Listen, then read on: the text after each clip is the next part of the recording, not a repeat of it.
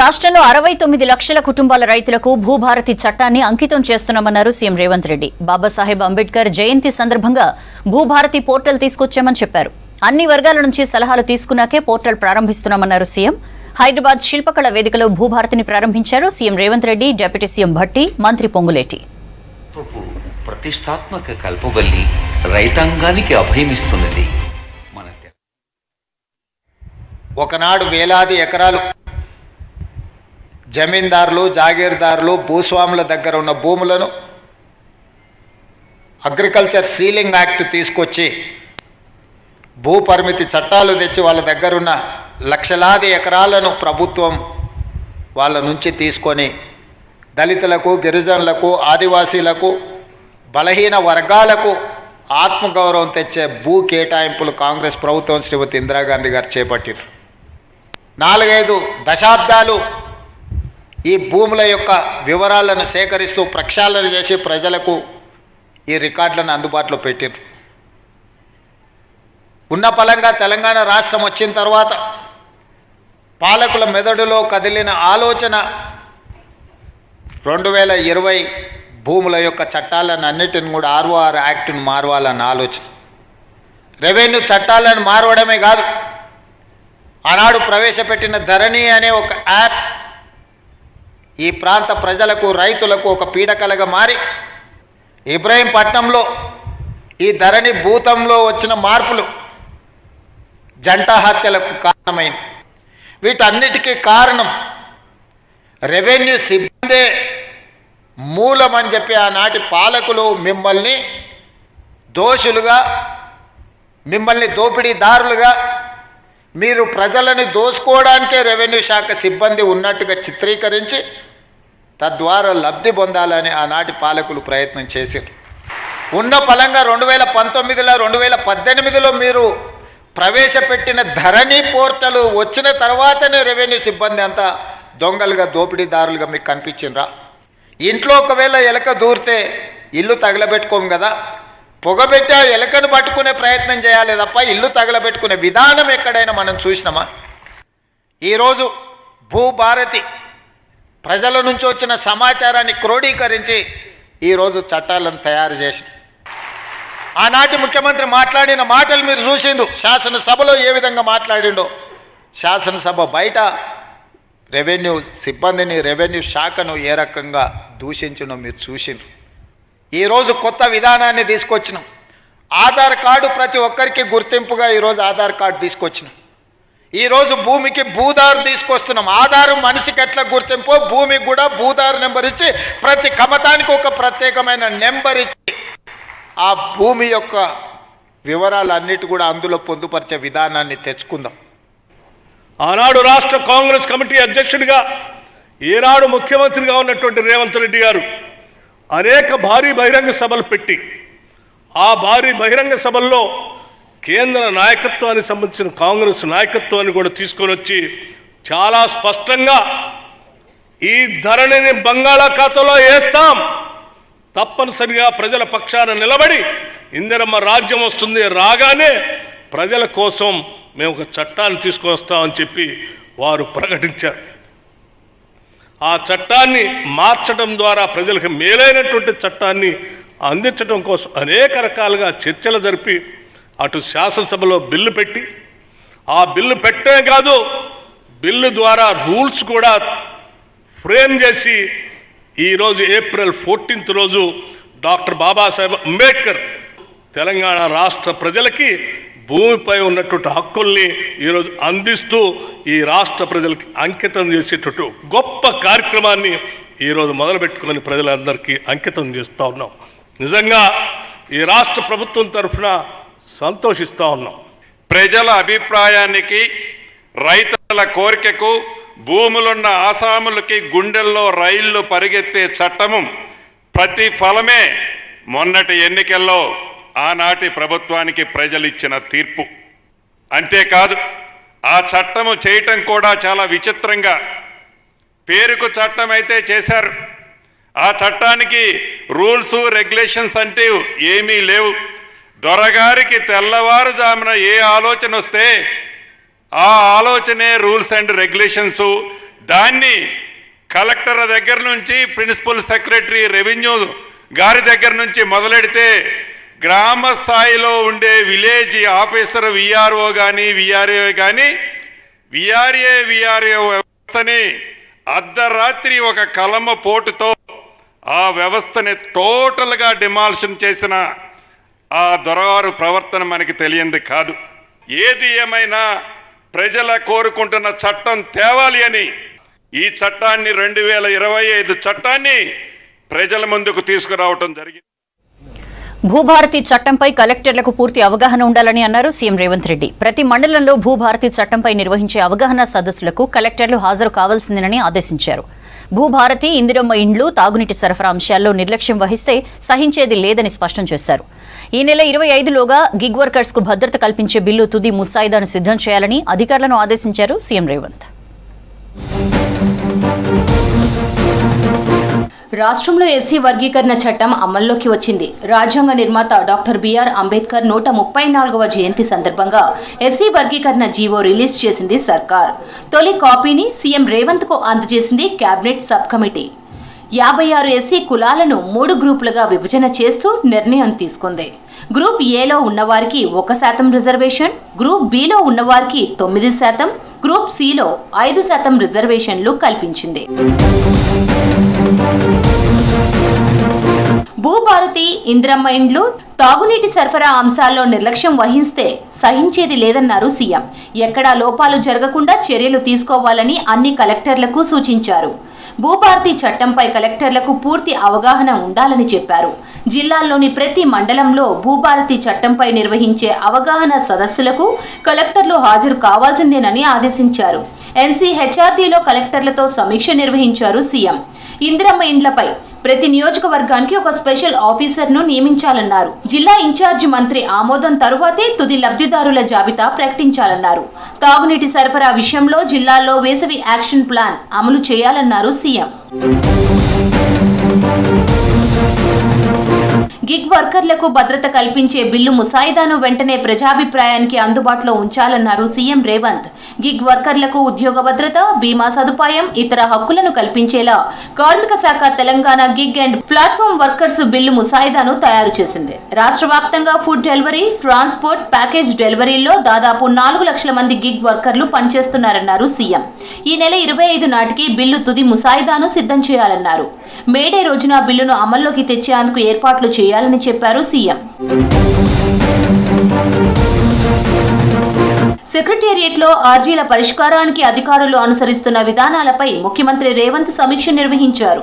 ప్రజాభవన్లో ప్రజావాణికి వచ్చిన ఆర్జీల్లో ఇప్పటి వరకు ఎన్ని పరిష్కారం అయ్యాయని అధికారులను ప్రశ్నించారు సీఎం. వివిధ విభాగాలకు ప్రజావాణిలో ప్రత్యేక డెస్కులు ఏర్పాటు చేశామని సీఎం రేవంత్ కు వివరించారు అధికారులు. 2023 డిసెంబర్ నుంచి ఇప్పటి వరకు 117 సార్లు ప్రజావాణి నిర్వహించగా 54,619 అర్జీలు ప్రజల నుంచి వచ్చినట్లు చెప్పారు. జిల్లా కేంద్రాల్లో జరుగుతున్న ప్రజావాణి కార్యక్రమాన్ని ప్రజాభవన్లో జరిగే ప్రజావాణి డాష్ బోర్డుతో అనుసంధానం చేయాలని సూచించారు సీఎం. ప్రజావాణి డాష్ బోర్డు యాక్సెస్ తనకు అందించాలని ఆదేశించారు. ఆర్జీల వివరాలతో పాటు ప్రభుత్వం అమలు చేస్తున్న వివిధ పథకాల సమాచారాన్ని ఆన్లైన్లో పారదర్శకంగా అందుబాటులో ఉంచాలన్నారు రేవంత్. రాష్ట్ర వ్యాప్తంగా అంబేద్కర్ 134వ జయంతి వేడుకలు ఘనంగా జరిగాయి. ప్రభుత్వ ఆధ్వర్యంలో ట్యాంక్ బండ్ పై అంబేద్కర్ విగ్రహానికి నివాళులర్పించారు సీఎం రేవంత్, మంత్రులు, పలువురు నేతలు. అంబేద్కర్ ఆశయ సాధన కోసం ప్రజా ప్రభుత్వం అడుగులు వేస్తుందన్నారు. అంబేద్కర్ రచించిన రాజ్యాంగాన్ని కాపాడుకునే బాధ్యత మనందరిపై ఉందని చెప్పారు నేతలు. అంబేద్కర్ ఆశయ సాధన కోసం ప్రజాప్రభుత్వం అడుగులు వేస్తోందన్నారు CM Revanth Reddy.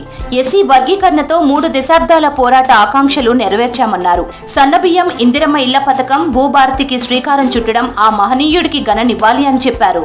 Tank bund దగ్గర అంబేద్కర్ విగ్రహానికి నివాళులర్పించారు CM Revanth Reddy, deputy CM బట్టి, మంత్రులు.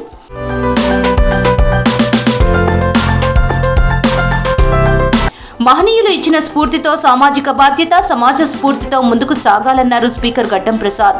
రాజ్యాంగమే ఈ దేశానికి, ప్రజలకు రక్ష అన్నారు. వికారాబాద్ లో అంబేద్కర్ కు నివాళులర్పించారు స్పీకర్. అంబేద్కర్ రచించిన రాజ్యాంగాన్ని కాపాడుకునే బాధ్యత మనందరిపై ఉందని చెప్పారు. అంబేద్కర్ గారు సమాజాన్ని కదిలించారు. సమాజంతో పాటు రాజ్యమే కదిలింది. అంబేద్కర్ రాజ్యాంగమై నిలిచాడు. స్వాతంత్ర భారతదేశానికి తొలి న్యాయ శాఖ మంత్రిగా పనిచేశారు. దేశానికి స్వాతంత్రం భిక్ష గాంధీది అయితే సుపరిపాలన సజావుగా జరగడానికి, దేశ పౌరులను శాంతిపూర్వకంగా తాకడానికి అవసరమైన రాజ్యాంగ రచనలో కీలక పాత్ర పోషించిన వ్యక్తి డాక్టర్ బిఆర్ అంబేద్కర్ గారు. రాజ్యాంగ నిర్మాత అంబేద్కర్ ఆశయాల సాధన కోసం రాష్ట్ర సర్కార్ ముందుకెళ్తోందన్నారు మంత్రి దామోదర రాజనరసింహ. అంబేద్కర్ జయంతి సందర్భంగా ఆ మహనీయునికి మంత్రి నివాళులర్పించి శ్రద్ధాంజలి ఘటించారు. అంబేద్కర్ కోరుకున్న సమానత్వం, సామాజిక న్యాయ సాధనలో భాగంగా ఇవాళ కీలక చట్టాలు అమల్లోకి రానున్నట్లు తెలిపారు మంత్రి దామోదర. అంబేద్కర్ ఇచ్చిన స్ఫూర్తితో సామాజిక రాజ్యాంగ పరిరక్షణకు యువజన కాంగ్రెస్ కృషి చేయాలన్నారు మంత్రి పొన్నం ప్రభాకర్. అంబేద్కర్ జయంతి సందర్భంగా యువజన కాంగ్రెస్ నేతలతో కలిసి మొక్కలు నాటే కార్యక్రమాన్ని ప్రారంభించారు మంత్రి పొన్నం. ఈ మొక్కలు నాటే కార్యక్రమం ఈరోజు ప్రారంభించింది. వచ్చే వర్షాకాలం వరకు ఒక ప్రణాళిక చేసుకొని రాష్ట్ర వ్యాప్తంగా ప్రభుత్వం ఇచ్చే కార్యక్రమంతో పాటుగా యువజన కాంగ్రెస్గా ఈ మొక్కలు నాటే కార్యక్రమంలో కూడా పూర్తిగా భాగస్వామ్యం కావాలని ఆకాంక్షిస్తూ మరి డాక్టర్ బాబాసాహెబ్ అంబేద్కర్ గారు ఇచ్చిన స్ఫూర్తి సామాజిక రాజ్యాంగ పరిరక్షణ ఏ విధంగా చేసినారో అందుకొరకు కూడా యువజన కాంగ్రెస్ కృషి చేయాలని సందర్భంగా వారందరూ విజ్ఞప్తి చేస్తూ ఉన్నారు. దేశంలో రాజ్యాంగం ప్రమాదంలో పడిందన్నారు మంత్రి కొండా సురేఖ. ప్రజాస్వామ్యాన్ని కాపాడుకునేందుకు కాంగ్రెస్ పార్టీ నడుం బిగించిందన్నారు. వరంగల్ జిల్లా కేంద్రంలో జరిగిన అంబేద్కర్ జయంతి వేడుకల్లో పాల్గొన్నారు. అంబేద్కర్ కు ఎన్నో అవమానాలు ఎదురైనా వెనక్కి తగ్గకుండా అనుకున్న లక్ష్యాలను సాధించారన్నారు. ఇప్పుడున్న బీజేపీ పార్టీ వాళ్లకు కొన్ని అడ్డొస్తున్నాయని దాంట్లోంచి కొన్ని మార్పులు చేసే ప్రయత్నం చేస్తున్న సందర్భంలో మన రాహుల్ గాంధీ గారు దాన్ని చాలా సీరియస్గా తీసుకొని జై భీమ్, జై భారత్, జై సంవిధాన్ అనేటువంటి ఒక నినాదాన్ని తీసుకొచ్చి ఎట్టి పరిస్థితుల్లో రాజ్యాంగాన్ని రక్షించుకోవాలి, మరి దాన్ని మార్చే వీలు లేదు అని చెప్పి ఈరోజు పోరాటం చేస్తున్నటువంటి కాంగ్రెస్ పార్టీ నాయకత్వంలో మేమందరం కూడా నడుస్తూ ఉన్నాము. బాబాసాహెబ్ అంబేద్కర్ అందరి వారన్నారు చెన్నూరు ఎమ్మెల్యే వివేక్ వెంకటస్వామి. పెద్దపల్లి జిల్లాలోని పలు పట్టణాల్లో అంబేద్కర్ విగ్రహాలకు పూలమాలలు వేసి నివాళులర్పించారు. ఆ మహనీయునికి కులాన్ని ఆపాదించకూడదన్నారు. అంబేద్కర్ స్ఫూర్తితోనే కాంగ్రెస్ పార్టీ ముందుకెళ్తోందన్నారు వివేక్. దేశంలో రాజ్యాంగాన్ని మార్చే కుట్రలు జరుగుతున్నాయన్నారు పెద్దపల్లి ఎంపీ గడ్డం వంశీకృష్ణ. ఎక్కడైతే చేస్తారో వాళ్ళు అన్ని వర్గాలకు డాక్టర్ బిఆర్ అంబేద్కర్ గారు ఈ మన సంవిధానంలో ఏదో ఒక రిలీఫ్ కల్పించడం జరిగింది. మనకు తెలంగాణ వచ్చిందంటే కూడా చిన్న రాష్ట్రాలు ఉంటే బాగుంటుందని చెప్పి ఆ కాన్సెప్ట్తో మనకు తెలంగాణ రావడం జరిగింది. వారి ఆశయాలు పూర్తి చేయాలి, అందరు కూడా మంచిగా చదువుకుని ఎదిగి ఇంకొక 10 మందికి సహాయపడేలాగా చేయాలని చెప్పి కోరుతూ అనేకమైన కుట్రలు జరుగుతున్నాయి. మన రాజ్యాంగాన్ని మార్చాలని చెప్పి కుట్రలు జరుగుతున్నాయి. రాజ్యాంగాన్ని యూజ్ చేసుకొని తప్పుదారులు పెట్టడానికి ప్రజలను మబ్బులో పెట్టి ఎస్టీలను బీసీల మీద కుట్రలు జరుగుతున్నాయి. ఈ సమయం చాలా కీలకమైన సమయం. విమర్శలు చేస్తుంటారు. మన అమిత్ షా గారు కూడా రాజ్యసభలో అంబేద్కర్ ఫ్యాషన్ అయిపోయిందని చెప్పి నేను అడుగుతున్నప్పుడు అమిత్ షా గారికి, బీజేపీ పార్టీ నాయకులకి వాళ్ళందరూ గమనించాలి. ఇప్పుడు కాన్స్టిట్యూషన్ వాళ్ళకి అప్లై కాదా, కాన్స్టిట్యూషన్ వాడుకొని వారు పవర్కి రాలేదా అని చెప్పి వాళ్ళు కూడా ఆలోచించే అవసరం ఉన్నది. దేశంలో ప్రజల హక్కులను కార్పొరేట్లకు తాకట్టు పెట్టే పరిస్థితులు ఏర్పడ్డాయన్నారు ఎమ్మెల్సీ టీజేఎస్ అధ్యక్షులు కోదండరాం. ట్యాంక్ బండ్ దగ్గర అంబేద్కర్ విగ్రహానికి నివాళులర్పించారు. అంబేద్కర్ కలలు కన్నా సామాజిక న్యాయం కోసం అందరం కలిసి పనిచేయాల్సిన అవసరం ఉందన్నారు కోదండరాం. ఇవాళ ప్రజల హక్కులను ఆ కార్పొరేట్ రంగానికి తాకట్టు పెడుతున్న సందర్భం మనం చూస్తున్నాం. ఈ నేపథ్యంలోనే ఒకవైపు రాజ్యాంగాన్ని కాపాడుకోవటం, అంబేద్కర్ కలలు కన్నా ఒక నవ్య సమాజాన్ని, సామాజిక న్యాయం పునాదుల మీద కొత్త సమాజాన్ని నిర్మించుకోవటం మనందరి కర్తవ్యం. అంబేద్కర్ ఆలోచనలకు అనుగుణంగా కాంగ్రెస్ పాలన ఉందన్నారు నేతలు. బీసీ రిజర్వేషన్ల కోసం రేవంత్ సర్కార్ కృషి చేస్తోందన్నారు. అంబేద్కర్ పై అమిత్ షా చేసిన వ్యాఖ్యలపై ఆత్మ పరిశీలన చేసుకోవాలన్నారు. కంచె గచ్చిబౌలి భూములపై తొలిసారి స్పందించారు ప్రధాని మోదీ. తెలంగాణ ప్రభుత్వం అటవీ భూములను నాశనం చేస్తోందని ఆరోపించారు. ప్రధాని మోదీ వాస్తవాలు తెలుసుకుని మాట్లాడాలన్నారు పీసీసీ చీఫ్ మహేష్ కుమార్ గౌడ్. అదానీ, అంబానీలకు ఎన్డీఏ సర్కారే లక్షల ఎకరాల ఫారెస్ట్ భూములు అప్పగించిందని ఆరోపించారు నేతలు.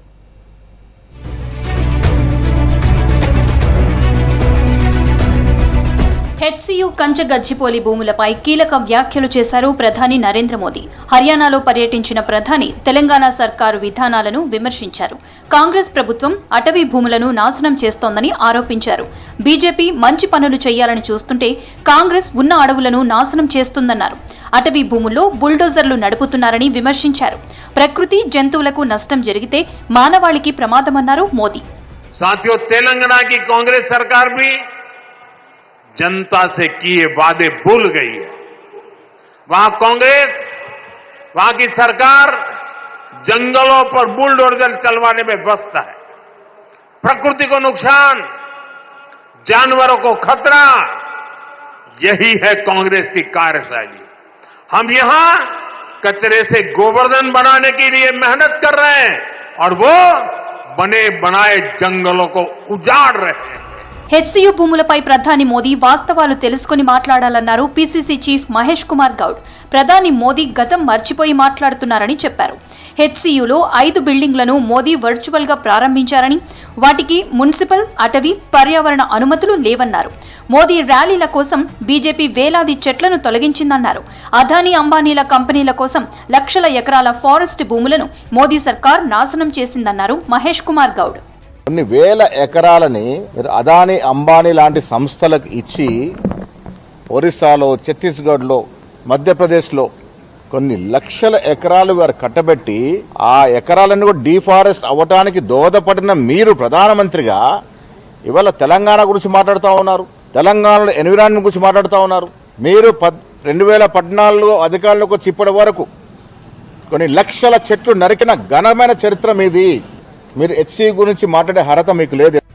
తెలంగాణ ప్రభుత్వం అడవులను రక్షిస్తుందన్నారు డిప్యూటీ సీఎం భట్టి విక్రమార్క. ఎక్కడా అడవులను నరికిన దాఖలాలు లేవన్నారు. జంతువులను, అడవులను పెంచి పర్యావరణ సమతుల్యతకు ప్రభుత్వం కృషి చేస్తుందన్నారు డిప్యూటీ సీఎం భట్టి విక్రమార్క. తెలంగాణ రాష్ట్రం ఎక్కడ అడవుల్ని నరికేసే పరిస్థితి లేదు, ఏ జంతువుల్ని చంపదు కూడా. తెలంగాణ ప్రభుత్వం పెద్ద ఎత్తున అడవులు పెంచాలని, జంతువుల్ని బాగా పెంచాలని, ఎకలాజికల్ బ్యాలెన్స్తో ముందుకు తీసుకొని పోవాలని బాగా నమ్మేటువంటి ప్రభుత్వం ఇది.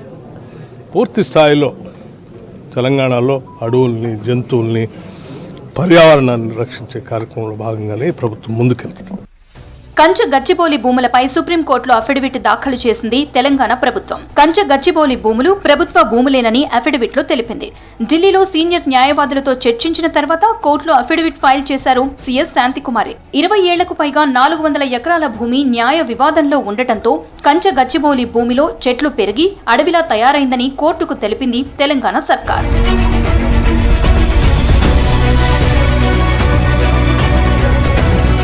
కంచ గచ్చిబౌలి భూములపై ఈ నెల 16న విచారించనుంది సుప్రీంకోర్టు.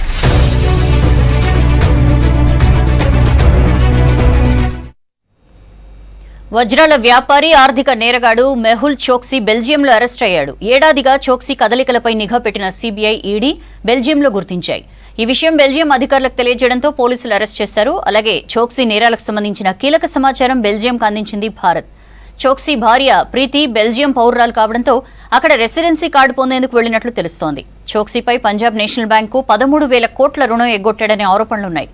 దీంతో దేశం విడిచి పారిపోయాడు మెహుల్ చోక్సీ.